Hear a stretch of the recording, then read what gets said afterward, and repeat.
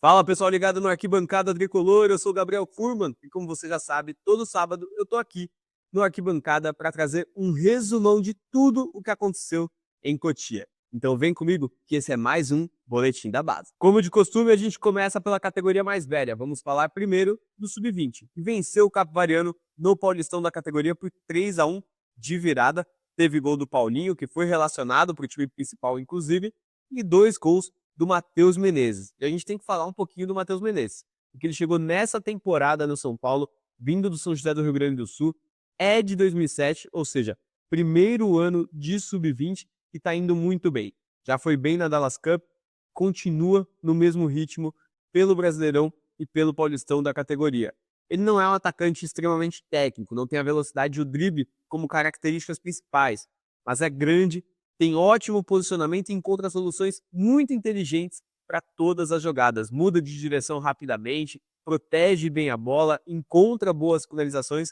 É um atacante bem interessante de ficar de olho. Não tem aquele potencial que encanta pelo drible.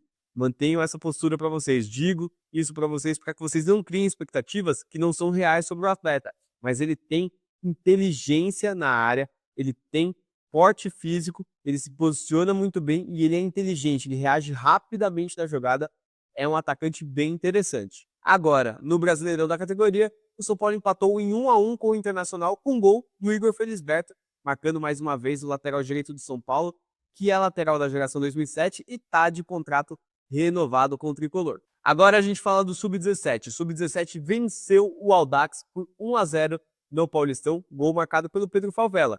Outro que chegou nessa temporada no São Paulo, contratado do Ituano, com muita expectativa e está correspondendo à expectativa. Ele é de 2009 e já está ganhando muito espaço entre os 2008. Já no Brasileirão, goleada, 4-0 para cima do Atlético Goianiense. Teve gol do Ângelo para fechar essa goleada. O Ângelo que tem aí um rumor sobre ele, mas a gente vai falar sobre isso daqui a pouquinho. Teve gol do Breno, que também é 2009, igual o Pedro Favela. Gol do Renan, também pelo São Paulo, e mais um gol do Guilherme Calci. Tá marcando muitos gols do Calci nesse início, por assim dizer, do Sub-17 do São Paulo na temporada. E a gente não pode ignorar o noticiário que existe sobre o Ângelo, né? Tem essa oferta por ele do Strasbourg, teoricamente o São Paulo analisa, mas uma oferta bem baixa para o potencial que o Ângelo tem. Nessa safra de ótimos laterais que o São Paulo tem formado, que tem o Mike, tem o Igor Felisberto, do outro lado tem o Marcos Riquelme, tem o Nicolas, o Ângelo na lateral direita é o melhor ofensivamente, é o mais talentoso. É o jogador que tem o melhor jogo individual, tem o melhor drible, cabeceia muito forte, completa muito bem a jogada na segunda trave, finaliza muito bem. Desde o Sub-11 no São Paulo, ele sempre teve essas características, sempre foi um jogador que atuou bem ofensivamente, chegou a marcar alguns gols importantes, deu assistências importantes, e foi assim no São Paulo e na seleção brasileira. O potencial do Ângelo é muito alto, tanto que é um jogador que já deveria ter jogado mais Sub-20 do que jogou. Poderia ter jogado Sub-20 até no ano passado, como foi, por exemplo, com o Denner no Corinthians, que desde o Sub-16 joga Sub-20. O Ângelo não jogou o Sub-20 como ele deveria já ter jogado. Mas vender ele por esse preço é basicamente tirar suas fichas de uma aposta muito boa, que é o Ângelo, que é um jogadorzaço que tem um potencial imenso e que tá com uma oferta já do exterior que, na minha opinião, não deveria ser aceita, não deveria nem ser ouvida. Passando para o Sub-15, que também jogou contra o Audax e ganhou por 4-2. Gol do Lucas Miranda, filho do Miranda. Gol do Nicolas Francisco, buscando mais uma vez quebrar o recorde de gols do Paulista da base. Ele quebrou esse recorde no Sub-13, que era do Marcos Leonardo, e agora vai buscar quebrar de novo um recorde do Marcos Leonardo no Paulistão Sub-15. E 2 gols do João Lucas. O João Lucas está jogando muita bola. Bem interessante esse atacante do São Paulo. Marcou 2 gols, é o artilheiro do time na temporada e realmente está mostrando aí um desempenho bem legal. Mostra algumas características importantes. Tem um drible, tem a finalização. É um jogador que está chamando bastante atenção. Para não passar batido, a gente fala do Sub-14 e do Sub-13. Os dois golearam o São Bento 8-0, 6-0. Eu não falo muito sobre os jogadores abaixo dos 14 anos de idade, mas aí são dois times que estão chamando alguma atenção. Esses torneios eles são mais lúdicos, mais pedagógicos, menos competitivos. Eles têm inclusive uma disputa de pênaltis depois do jogo que vale um ponto extra. O São Paulo venceu as 2 disputas de pênaltis também, tanto no Sub-14 como no Sub-13.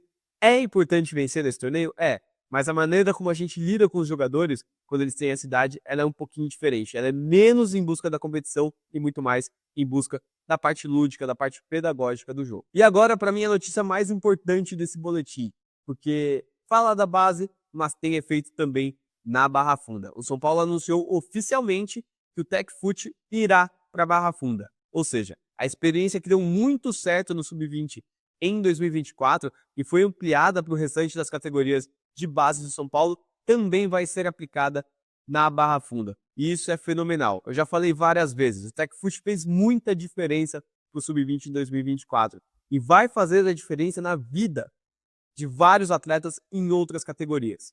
E vai agora também fazer a diferença no time profissional do São Paulo. O que é o TecFut? É uma união de ciência e esporte.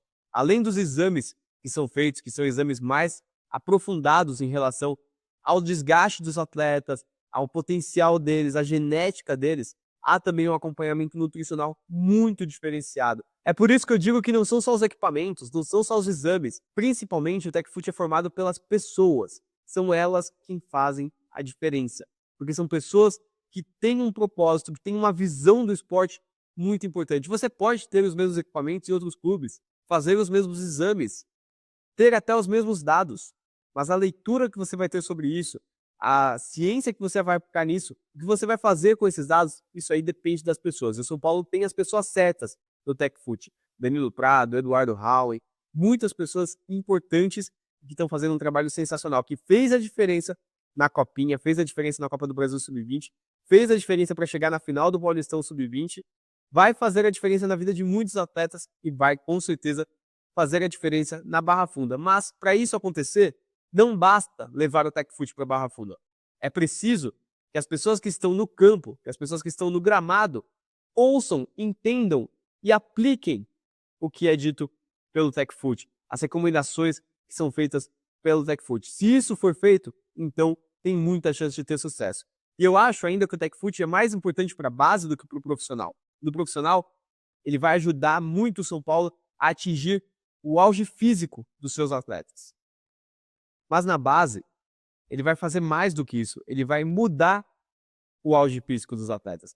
Porque ele vai conseguir prever até onde um atleta pode ir e levar ele até lá. Sabendo já quais são os parâmetros físicos da Europa, que são maiores do que os do Brasil, eles vão conseguir colocar esses atletas nesse nível. Se tecnicamente eles vão chegar lá, são outros 500.